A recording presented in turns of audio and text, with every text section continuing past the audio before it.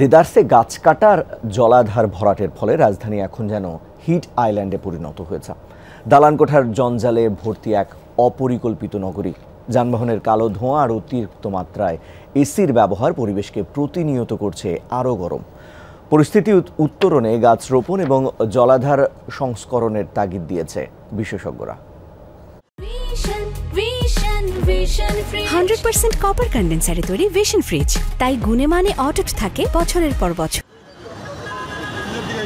শহর জুড়ে শুধু উঁচু উঁচু দালান, চারিদিকে তাকিয়ে একটা গাছ চোখে পড়াটা দুষ্কর। মাথার উপর গাছ নেই, পায়ের তলায় নেই ঘাস।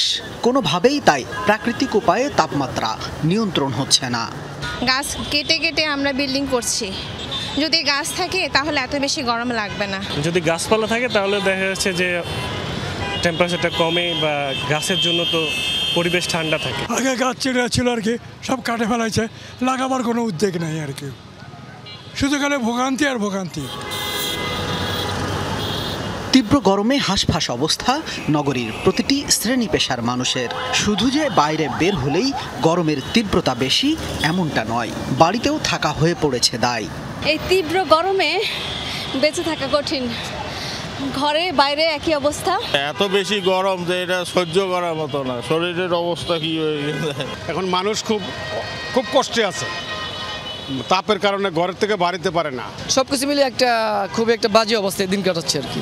পরিবেশবিদদের হিসাবে নগরের 80% বেশি গাছ কেটে ফেলা হয়েছে। এর ফলে নানা রকম সমস্যার সঙ্গে তাপমাত্রা বেড়ে ঢাকা এখন হিট আইল্যান্ড। ঢাকা এখন হিট আইল্যান্ডে পরিণত হতে যাচ্ছে।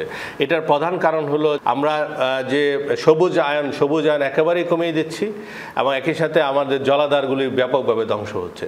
সুতরাং আমরা এই দুটো প্রক্রিয়াতে কিন্তু আমরা পুরোপুরি ঢাকাকে ক্রমান্বয়ে আমরা একটা মানুষের বসবাস অযোগ্য শহরে পরিণত করছি। নগর পরিকল্পনাবিদ ইকবাল হাবিব বলছেন, অপরিকল্পিত নগরায়নের ফলে কমেছে জলাধার, হারিয়ে যাচ্ছে সবুজ। কংক্রিট দিয়ে মাটি ঢেকে তৈরি হয়েছে নগর। এসব কংক্রিটই এখন দীর্ঘক্ষণ তাপ ধরে রাখছে, তাতে আরও বাড়ছে নগরীর তাপমাত্রা। যেমনি করে শীতাতপ নিয়ন্ত্রণ যে বিচ্ছুরিত করছে, তার ফলে পারিপার্শ্বিক অবস্থার বিচ্ছুরতা, একই সঙ্গে ঢাকাকে প্রায় ঢেকে ফেলার একটা মানসিকতা চলছে। তার অনুকরণে অন্যান্য শহরগুলোতেও পাকা করার একটা মনোবৃত্তি চলছে। এর ফলে ছায়া দেয়া গাছগুলো না থাকা, পাকা হয়ে যাওয়া, রিফ্লেকশনের কারণে টেম্পারেচারের অনুভব এখন প্রচণ্ড।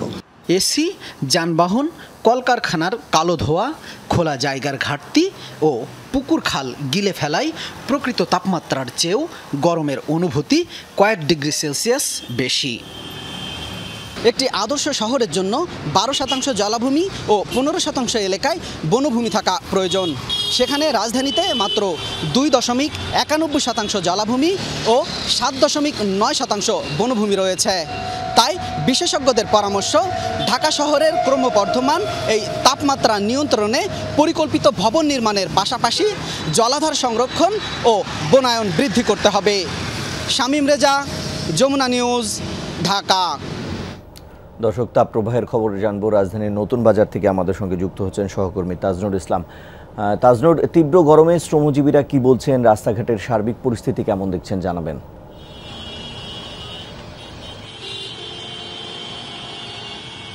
দেখুন, কর্মব্যস্ত দিনের শুরু হলো এই সময়টাতে, অর্থাৎ যারা দিনের কাজের প্রয়োজনে এরই মধ্যে ঘর ছেড়েছেন তারা কিন্তু এরই মধ্যে তাদের কর্মস্থলে যেতে শুরু করেছেন এবং এই সময়টায় সাধারণত রাস্তায় গাড়ির চাপও যেমন বেশি থাকে, মানুষের আনাগোনা ঠিক তেমন বেশি থাকে এবং এত বেশি রোদ্দুর এখনই উঠে গেছে এবং আপনি মানুষের চলাফেরা দেখলেই বুঝতে পারবেন যে সবাই আসলে এক ধরনের বাড়তি সতর্কতার কথা মাথায় রেখেই সবাই বাইরে বেরিয়েছেন। বিশেষ করে যারা খুব সচেতন থাকার চেষ্টা করেন তাদের অনেক ক্ষেত্রে দেখা যাচ্ছে তারা ছাতা নিয়ে বেরিয়েছেন কিংবা মাথা ঢেকে, মানে কোনোভাবে যেন এই তাপমাত্রা তাদেরকে খুব বেশি কাবু করতে না পারে সেই প্রস্তুতির কথা তারা মাথায় রাখছেন। একই সঙ্গে একটি বিষয় বলে রাখি যে তৃতীয়বারের মতো, অর্থাৎ এই মাসেই টানা তৃতীয়বারের মতো আবহাওয়া দপ্তর গতকালকেই হিট অ্যালার্ট জারি করেছে, যেটি কিনা গত বছর এপ্রিল মাসে এরকম একটি ঘটনা ছিল যে টানা তৃতীয়বার হিট অ্যালার্ট জারি করা, তাও আবার 72 ঘন্টার জন্য। এবং আবহাওয়া দপ্তরের সবশেষ যে তথ্য সেটি এমনই বলছে যে হয়তো এই মাসের শেষ সপ্তাহ যেটি, অর্থাৎ যে সপ্তাহ শুরু হয়েছে, এই সপ্তাহে হয়তো আরও একটি হিট অ্যালার্ট আসার সম্ভাবনা রয়েছে। সব মিলিয়ে শ্রমজীবী শ্রেণীর মানুষ যারা ঘরের বাইরে আসলে সারাক্ষণ এই যে দিনের বেলাতে কাজকর্মে ব্যস্ত থাকেন, তাদের জন্য আসলে এই সময়টা সত্যিকার অর্থে খুবই তীব্রতর, এবং একই সঙ্গে তারা কিভাবে করে দিনাতিপাত করবেন সেটি নিঃসন্দেহে একটি বড় রকমের প্রশ্নের জায়গা হিসেবে দেখা দিয়েছে।